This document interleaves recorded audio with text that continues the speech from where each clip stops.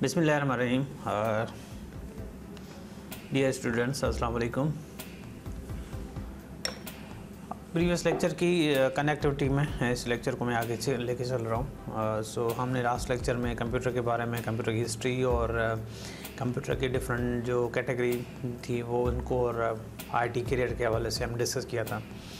तो इसमें इस लेक्चर में हम डिस्कस करेंगे कंप्यूटर हार्डवेयर के बारे में, कंप्यूटर के डिफरेंट जो पार्ट्स हैं जिस तरह फंक्शन करते हैं, मदरबोर्ड, प्रोसेसर और बाकी चीज़ें क्या हैं, और डिफरेंशिएट करेंगे हम इनपुट प्रोसेस डिवाइसेस के साथ और आउटपुट डिवाइसेस को, storage devices and primary secondary memory के बारे में हम पढ़ेंगे।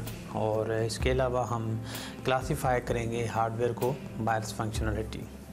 सो ये आज के इस लेक्चर की टॉक होगी।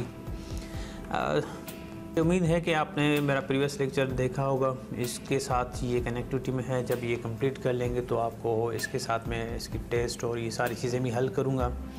तो आई रिक्वेस्ट के काइंडली इसको ज़रूर देखें ताकि ये आपके ही सपोर्ट के लिए हैं। मैं टाइम निकाल कर इन चीज़ों के ऊपर फोकस कर रहा हूँ। ये फर्स्ट सब्जेक्ट है, अगर ये क्लियर हो गया तो फिर हम नेक्स्ट पे चलेंगे, फिर इसी तरह वन बाय वन इसको कवर अप करेंगे।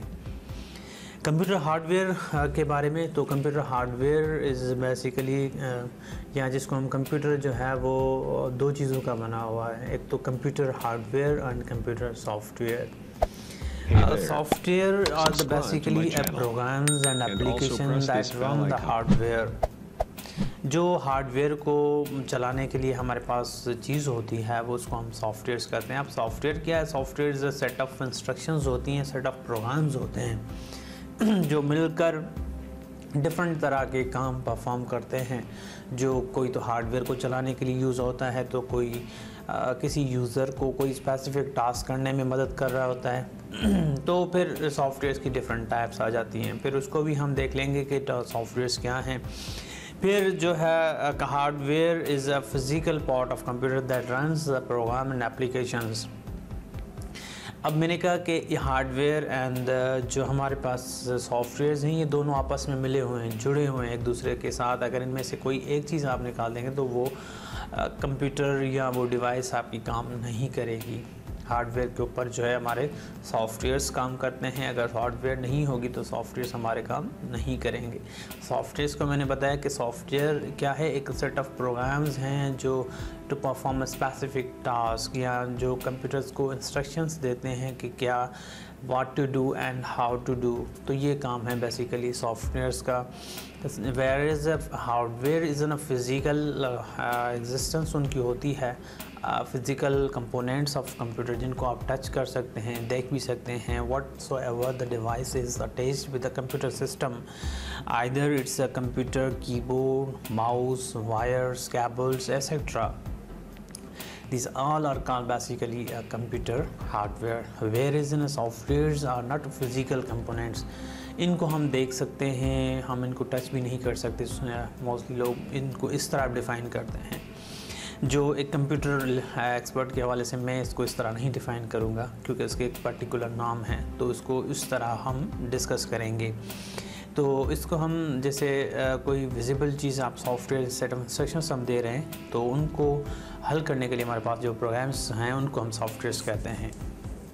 तो इसी तरह हमारे पास जितने भी central processing unit, computer memory, VG graphics, sound cards and motherboards, ये सारे हमारे फिज़िकल कंपोनेंट्स हैं। इंटरनल अगर हम इसको देख लें, क्योंकि कंप्यूटर आपका कुछ इंटरनल कंपोनेंट्स हैं, कुछ एक्सटर्नल हैं जो बाहर आपको दिखाई दे रहे होते हैं, जैसे printer, mouse, keyboard, wires, cables या नेटवर्क इंटरफेस कार्ड्स वगैरह। तो ये सारे बाहर से लगे होते हैं। तो इनको हम जो आउटसाइड से सिस्टम यूनिट से बाहर हैं तो इनको हम कहते हैं आउटसाइड से सिस्टम यूनिट से। तो वो डिवाइसेस भी हैं, कुछ इंटरनल हैं जैसे मेमोरी है, हार्ड डिस्क का सिस्टम यूनिट के अंदर है। तो इसके अलावा रैम जो है, रैंडम एक्सेस मेमोरी, और बहुत सारी आईसीज़ जो चिप्स हैं मदरबोर्ड के ऊपर, वो सारी हमारे फिज़िकल कंपोनेंट हार्डवेयर में ही आ जाते हैं। हमारे पास एक और आ जाता है जिसको हम कहते हैं, अगर हम हार्डवेयर को वन बाय वन डिस्कस करें तो उसमें सिस्टम यूनिट पहले आ जाता है। System unit basically complete computer system है, जो एक बॉक्स आप देख रहे हैं जिसके अंदर मोस्टली इसको लोग कहते हैं सीपीयू कहते हैं।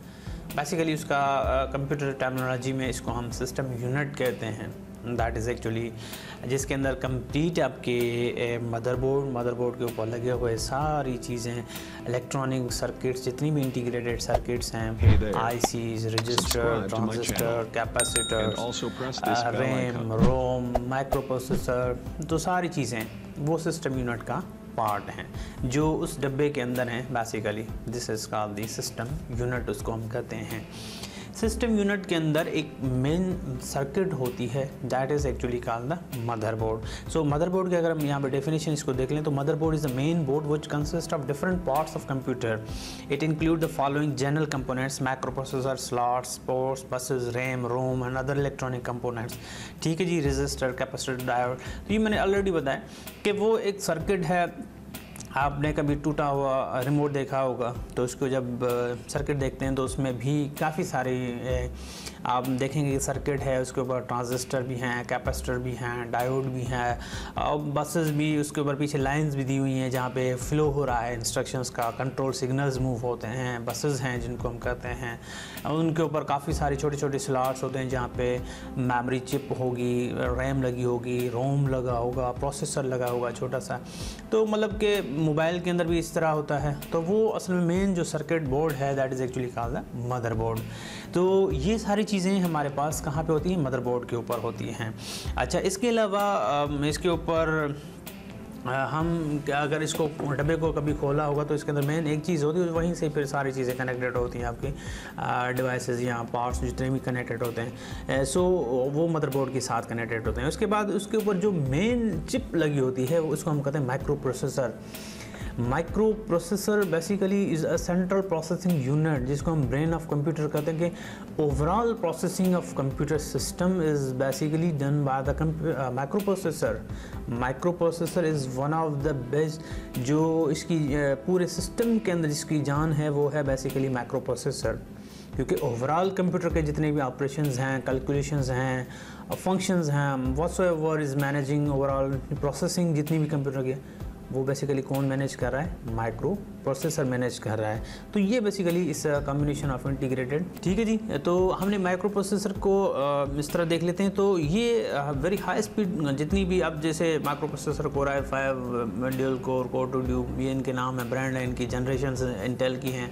आप गूगल पे सर्च करेंगे माइक्रो प्रोसेसर इंटेल फैमिली, तो कंप्लीट उसकी जनरेशन के हवाले से इंटेल 4004 से लेके आज तक जितनी भी उसकी कंप्लीट इंटेल की फैमिली होगी तो वो आपके पास आ जाएगी। इसी तरह आप बाकी कंपनी IBM की भी देख लें तो 4 बिट से लेके आज तक 64 बिट तक कंप्लीट उसकी हिस्ट्री आपको मिल जाएगी। सो ये असल में माइक्रो प्रोसेसर है। तो फिर माइक्रो प्रोसेसर के अंदर कुछ इसके बेसिक 5 कंपोनेंट्स हैं जो मैं चाहता हूँ वो भी आपको डिस्कस कर लूँ कि माइक्रो प्रोसेसर के अंदर कुछ यूनिट्स हैं जो अगर आप माइक्रो प्रोसेसर को ब्रेक करेंगे या उसको बनाएंगे तो किस तरह बनाओ, उसके कुछ यूनिट्स हैं जो पार्ट्स हैं जो डिस्कस करना इंपॉर्टेंट है। फर्स्ट उसका यूनिट है माइक्रो प्रोसेसर का ALU। ALU is basically arithmetic and logical unit, जिसको हम कहते हैं ALU। वो कंप्यूटर माइक्रो प्रोसेसर का पार्ट होता है जहाँ पे arithmetic and logical operations perform होते हैं उस पार्ट के अंदर। ठीक है, जहाँ पे अर्थमेटिक कौन से ऑपरेशंस हमारे एडिशन, सब्ट्रैक्शन, मल्टीप्लिकेशन, डिवीजन्स होते हैं। तो ये बेसिकली अर्थमेटिक ऑपरेशंस हैं जो वहाँ पे ALU के अर्थमेटिक पार्ट के अंदर, यूनिट के अंदर परफॉर्म होते हैं। लॉजिकल यूनिट हमारे पास कुछ जो हैं, कुछ लॉजिकल ऑपरेशंस होते हैं। ठीक है जी, जैसे कंपेयरिंग हो गई, सिलेक्टिंग हो गई, बाकी इसके अलावा और बहुत सारे हो गए। एंड आर नॉट आप देख लेंगे लॉजिकल ऑपरेटर्स, तो उसमें आपको आइडिया हो जाएगा कि लॉजिकल ऑपरेशंस कौन से हैं। तो ये काम बेसिकली आपका ALU पार्ट परफॉर्म कर रहा है। दूसरा इसका है control unit. Control unit is basically responsible for all the transfer of data and instruction among the units of computer. जितने भी कंप्यूटर सिस्टम के अंदर यूनिट्स हैं उनके बीच में जो डेटा का कंट्रोल है, फ्लो है, मैनेज करना, जितने भी ऑपरेशंस हैं, डेटा को डिकोड करना, उनको एग्जीक्यूट करना, ये सारी चीज़ें हमारे पास जो हैं वो बेसिकली कंट्रोल यूनिट का काम है। जितने भी कंप्यूटर के साथ डिवाइसेस अटैच्ड हैं तो उनको कंट्रोल करना, उनसे कम्युनिकेशन करना, ये काम बेसिकली हमारे कंट्रोल यूनिट का काम है जो माइक्रो प्रोसेसर के अंदर है। सो ये असल में जैसे एक रोड पे आप देखते हैं ट्रैफिक वाला पुलिसमैन होता है, तो वो मैनेज कर रहा होता है ट्रैफिक को कि कितनी डेटा यहाँ पे कंप्यूटर को अभी प्रोसेस कर रहा है, नहीं कर रहा है, उनको कितनी डेटा चाहिए, किस डेटा से कम्युनिकेट करना है, प्रिंटर को कम्युनिकेशन करना, मॉनिटर से कम्युनिकेट करना, तो ओवरऑल कंट्रोलिंग करना, सिग्नल्स कम्युनिकेशन करना डिवाइसेस के साथ, ये कंट्रोल यूनिट का काम है। इसके अलावा हमारे पास इसके अंदर एक कंट्रोल यूनिट के बाद हमारे पास इसकी मेमोरी है। मेमोरी का इसको हम कहते हैं रजिस्टर्स हैं छोटे से, जिसको आप कैटेगराइज कर लेते हैं, वो भी हम देख लेते हैं। इसके अलावा एक और इसके अंदर होता है clock generates pulses and instructions are executed on the basis of pulses। Of course यहाँ पे एक इसके अंदर एक छोटा सा क्लॉक के नाम से यूनिट है, पार्ट कह लें, कंपोनेंट कह लें माइक्रो प्रोसेसर का, जिसके ऊपर कि हमारे पल्सेस से जब बेसिस करते हैं तो माइक्रो प्रोसेसर वहाँ पे ऑपरेशंस परफॉर्म करता है। इसी तरह हमारे पास रजिस्टर्स हैं। जैसे रजिस्टर्ड एक बड़ी स्मॉलेस्ट मेमोरी होती है, जो बिल्कुल कंप्यूटर में छोटी से छोटी मेमोरी होती है, वो ये होती है बिट्स के अंदर। ये विद इन माइक्रो प्रोसेसर होती है, सब यूनिट्स के अंदर होती है, इस तरह नहीं अलग से कोई बनाया हुआ, ये इंटीग्रेटेड होते हैं ALU और SU में इसमें। मगर इसका काम क्या होता है, टेम्परेरी डेटा होल्ड करती है, जैसे 8 बिट 16 बिट 32 एंड 64 बिट, ये रिप्रेजेंट कर रहा होता है आपके कंप्यूटर सिस्टम को। तो ये असल में बेसिकली एरिया होता है जहाँ पे temporary micro processor data hold करता है, जो कंप्यूटर माइक्रो प्रोसेसर के पास अपने पास रख कर उसके ऊपर इंस्ट्रक्शंस, उनके ऊपर ऑपरेशन परफॉर्म करता है, तो उसको हम बेसिकली रजिस्टर्स कहते हैं हम। ठीक है जी। इसी तरह कैशे के लेवल्स हैं L1 L2 L3, तो इसकी कुछ जो इसको समझें, ऐसे समझ लें कि रजिस्टर ये माइक्रो प्रोसेसर के ये भी फास्टेस्ट मेमोरी है कंप्यूटर के अंदर। जो क्यों फास्ट है, क्योंकि ये माइक्रो प्रोसेसर के अंदर होती है, कुछ थोड़ी सी अगर बाहर भी है तो वो L3 L2, तो वो माइक्रो प्रोसेसर के साथ ही होती है, तो इसमें डिस्टेंस कम है। तो ऑफकोर्स माइक्रो प्रोसेसर को जो रिकरिंग डेटा होती है, वो बार बार जो डेटा चाहिए तो वो कैशे से ही माइक्रो प्रोसेसर लेता है, जो भी डेटा हम माइक्रो प्रोसेसर को चाहिए, तो इसलिए इसको हम कहते हैं fastest memory for the computer system, इसको हम कहते हैं। इसी तरह ये कैशे भी क्लियर हो गया, कंप्यूटर के माइक्रो प्रोसेसर के डिफरेंट कंपोनेंट्स हो गए। फिर इसमें कुछ बसेस हैं माइक्रो प्रोसेसर के अंदर, 3 तरह की बसेस होती हैं, कुछ यूनि डायरेक्शनल है, कुछ बाई डायरेक्शनल हैं, तो इसको भी क्लियर कर लें कि ये क्या चीज़ें हैं। तो कंप्यूटर के अंदर जो मदरबोर्ड के ऊपर पीछे आप देखेंगे तो वहाँ पे एक छोटी सी लाइंस बनी हुई हैं, जो बेसिकली रिप्रेजेंट कर रही होती हैं कि दीज आर कॉल्ड बसेस आ रही, जिनको हम वायर्स कहते हैं, या इनको हम पाथ आप देख रहे होते हैं तो डिफरेंट, तो वो बेसिकली पाथ्स हैं जहाँ पे डेटा आपकी एक कंपोनेंट से दूसरे कंपोनेंट के यहाँ मूव हो रही होती है। तो ये किस तरह मूव होगी, थ्रू द बसेस होगी। तो अगर डेटा बस होगी तो ऑफकोर्स जो भी डेटा होगी कंप्यूटर के अंदर, वो कहाँ कैसे मूव होगी, एक कंपोनेंट से दूसरे से, तो थ्रू द डेटा बसेस के थ्रू मूव होगी। जो डेटा बस होगी वो कैरी करेगी आपकी डेटा। इसी तरह कंट्रोल सिग्नल्स जैसे हमारे पास आते हैं कम्युनिकेशंस के लिए, प्रिंटर को अलर्ट देना, प्रिंटर को कि भाई आप इतने पेजेस प्रिंट करने हैं, तो वो उनके साथ कम्युनिकेट करना, आउटपुट डिस्प्ले देना, तो डिवाइसेस के साथ कम्युनिकेट करना, वहाँ पे शो करना। तो ये सिग्नल्स जो बेसिकली इनकी जो लैंग्वेज होगी, आपस में कम्युनिकेशन होगी सिग्नल्स के थ्रू, तो वो कंट्रोल बस ही सिग्नल्स कैरी करेगी। इसी तरह एड्रेस बस है, address bus is unidirectional, ये डेटा कैरी नहीं करेगी, ये उस डेटा की बेसिकली एड्रेस लोकेट करेगी। ठीक है, जैसे मैं यहाँ पे हूँ तो मेरी एक एड्रेस है, तो मुझे रिप्रेजेंटेशन यहाँ से पाइट से मिलेगी, तो मेरी पाइट एक आइडेंटिफिकेशन एड्रेस है। तो इसी तरह हर एक डेटा अपनी अपनी जगह से उठाई जाती है, तो वहीं पे ही अपनी जगह पे रखी जाती है, तो उसकी एड्रेस भी उसके साथ ज़रूर मूव करती है कंप्यूटर के अंदर। वो ज़रूरी है कि भाई ये अपने मेमोरी की किस ब्लॉक से जो है आपने डेटा ली है, तो वहीं पर ही फिर वापस आप इसको रखें। तो वो एड्रेस भी उसके साथ होती है जो माइक्रो प्रोसेसर के नीडेड होती है। तो ये असल में हमारे पास कुछ डेटा बसेस हैं बाई डायरेक्शनल, हमारे जो दो डेटा जिस पे हम लेके भी जाएँ और वापस भी आए, तो वो डेटा एंड कंट्रोल बसेस हैं। एंड यूनि डायरेक्शनल हमारे एड्रेस बस है, जिसके ऊपर सिर्फ डेटा मूव, एड्रेस एक ही मरतबा मूव होती है। ठीक है, तो ये हमारे पास हो गई हैं कंप्लीट सिस्टम यूनिट के अंदर चीज़ें। इसके अलावा इसके हमारा एक और कंपोनेंट था इसके अंदर इनपुट डिवाइसेस, आउटपुट डिवाइसेस। कुछ हमारे पास इनपुट डिवाइसेस हैं जो इनपुट का काम है कंप्यूटर सिस्टम के अंदर कुछ चीज़ें इंटर करना, डेटा, जैसे मैं कीबोर्ड के थ्रू नंबर्स, अल्फ़ाबेट्स और ये सारी चीज़ें इंटर करना। आउटपुट की डिवाइसेस के मतलब कि जो डेटा प्रोसेस होके मैं इंटर कर रहा हूँ वो मुझे डिस्प्ले के ऊपर आउटपुट नज़र आए या प्रिंटर के ऊपर किसी हार्ड फॉर्म पे नज़र आए, तो वो मुझे आउटपुट डिवाइसेस ही कहलाई जाती हैं। कुछ प्रोसेसिंग डिवाइसेस होती हैं जो असल में जो इन बिटवीन आप इनपुट और आउटपुट के बीच में जो प्रोसेसिंग होगी वो प्रोसेसिंग डिवाइस ही करेगा। तो ये input devices, output devices and processing device. Fourth इसकी कैटेगरी आ जाती है स्टोरेज डिवाइसेस, कि अगर मैं चाहूँ कि मैं इस डेटा को फ्यूचर में या इसको इनको जो है फ्यूचर में यूज़ करना चाहता हूँ, तो इसके लिए ऑफ कोर्स मुझे जो है वो किसी ना किसी स्टोरेज डिवाइस का सहारा लेना पड़ेगा। या इसके अलावा मैं चाहता हूँ कि जो माइक्रो प्रोसेसर जो डाटा प्रोसेसिंग करेगा तो वो अपने पास किन मेमोरीज़ के अंदर होल्ड करेगा, तो वो टेम्पररी मेमोरी या वोलेटाइल मेमोरी कौन सी है, तो इसको भी हम कहते हैं, या इसको हम परमानेंट मेमोरी किसको कहते हैं। परमानेंट मेमोरी वो होती है जो हमेशा के लिए कंप्यूटर के अंदर सेव हो जाए। टेम्पररी मेमोरी वो है जो आरजी मेमोरी, जैसे हमारे ह्यूमन बींग्स के अंदर ही सिस्टम बना हुआ है जिसके अंदर हमारे पास लॉन्ग टर्म मेमोरी और शॉर्ट टर्म मेमोरी है। लॉन्ग टर्म में हमारे पास वो इवेंट्स वो हमेशा याद रह जाते हैं, जैसे हमारे पास प्राइमरी स्कूल टीचर नेम हमेशा याद रहेगा, 6th ग्रेड का टीचर का नाम याद रहेगा, तो या मैट्रिक का ग्रेड मुझे याद रहेगा।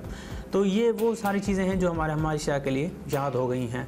बाकी कुछ ऐसी चीज़ें हैं जो ऐसे नाम जो मुझे याद नहीं रहते, तो वो शॉर्ट टर्म मेमोरी है जो आई और देखा सुना और फिर वो टाइमली उसको थोड़े टाइम के अंदर हम उसका भूल गए।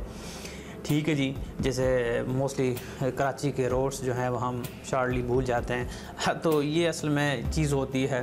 तो ऑफ कोर्स इसी को हम कहते हैं शॉर्ट टर्म मेमोरी। तो इसी तरह कंप्यूटर के अंदर भी permanent memory and temporary memory होती है। परमानेंट वो जो हम आप हमेशा के लिए यूज़ करें, इसको साल के बाद 10 साल के बाद भी देखेंगे तो वो वहाँ पे डाटा होगी, तो इनको हम परमानेंट स्टोरेज डिवाइसेस कहते हैं। कुछ हमारे पास शॉर्ट टर्म मेमोरीज होती हैं जो बिल्कुल प्रोसेसिंग के लिए यूज़ होती हैं, प्रोसेसिंग की उससे डेटा फ्लैश हो गई, वॉश आउट हो गई, फिर नई डेटा आ गई, फिर वॉश आउट हो गया। ये प्रोसेसिंग डिवाइसेस जैसे रैम, हमारे रैम कभी भी हमारे पास डेटा स्टोर नहीं करती। जब तक आपका कंप्यूटर ऑन होगा उसके अंदर जो भी प्रोसेसिंग होगी उसके अंदर होगी, जैसे आपका सिस्टम बंद हो गया उसमें से जो डेटा होगी वो वॉश आउट हो जाएगी। तो ये असल में काम है हमारे टेम्पररी डेटा का। तो मेरे हिसाब से आपको ये चीज़ें क्लियर होगी। अब इनपुट डिवाइसेस में हमारे पास मोस्ट फेमस जो हैं वो कीबोर्ड आ जाते हैं। कीबोर्ड आपकी एक जैसे हमारे पास मोड यूज़ करते हैं कीबोर्ड का, QWERTY क्वार्टर इसको बोलते हैं। इसका लेआउट है जो हम एशियन यूज़ करते हैं मोस्टली यहाँ पे। बाकी फॉरेन कंट्रीज़ के अंदर डिफरेंट मोड्स यूज़ करते हैं, AZWERTY भी यूज़ करते हैं। तो ये कीबोर्ड हमारे पास नंबर्स एंड अल्फ़ाबेट्स, जिसको अल्फ़ा न्यूमेरिक कीज़ होती हैं, नंबर्स होते हैं, फंक्शन कीज़ इसके अंदर होती हैं। 4 तरह की इसके अंदर कीज़ होता है। न्यूमेरिक पैड होता है, अल्फ़ा न्यूमेरिक कीबोर्ड होता है, फंक्शंस होते हैं, कुछ हमारे पास स्पेशल कीज़ होती हैं आपके कीबोर्ड के अंदर। तो ये कीज़ का नाम भी याद रखिएगा कि कितने कीज़ हैं इसके अंदर और किस टाइप की। इसके अलावा हमारे पास कुछ पॉइंटिंग डिवाइसेस हैं जो जिसको हम कहते हैं माउस। जैसे कोई चीज़ पॉइंट करना हो, किसी चीज़ के ऊपर ट्रिगर करना हो कि these are the quick movement of cursor screen, जैसे ग्राफिक इनको माउस, जॉयस्टिक या ट्रैक बॉल, ट्रैक पैड। ठीक है, माउस एंड ट्रैक, इसमें ट्रैक बॉल या ट्रैक पैड में ये फ़र्क है। जैसे लैपटॉप के अंदर ट्रैक पैड है, आप क्लिक करें वहीं पे स्टैटिक है, और माउस आपका मूवेबल है, उसके लिए स्पेस रिक्वायर्ड होती है, आप इसको मूव करते हैं। ट्रैक पैड क्या होता है कि वो ट्रैक बॉल वो फिक्स जो होता है, जहाँ पे स्पेस नहीं हो तो आप उस बॉल को मूव करेंगे तो आपका कर्सर मूव करेगा। तो ये चीज़ें आपके पास इसमें पॉइंटिंग डिवाइसेस में आ गई। इसके अलावा हमारे पास इमेज स्कैनर्स हैं। इमेज स्कैनर का काम है कि हार्ड कॉपी को सॉफ्ट में कन्वर्ट करना। जैसे फॉर एग्जाम्पल ये पेज है हमारे पास, इस पेज को मैं चाहता हूँ कंप्यूटर के अंदर सॉफ्ट कॉपी के ले आया हूँ, तो उसके लिए मुझे वी नीड इमेज स्कैनर्स। तो इसके अंदर बहुत सारे इमेज स्कैनर्स होते हैं, जैसे हमारे पास आम यूज़ करते हैं। ठीक है जी, स्कैनर हम यूज़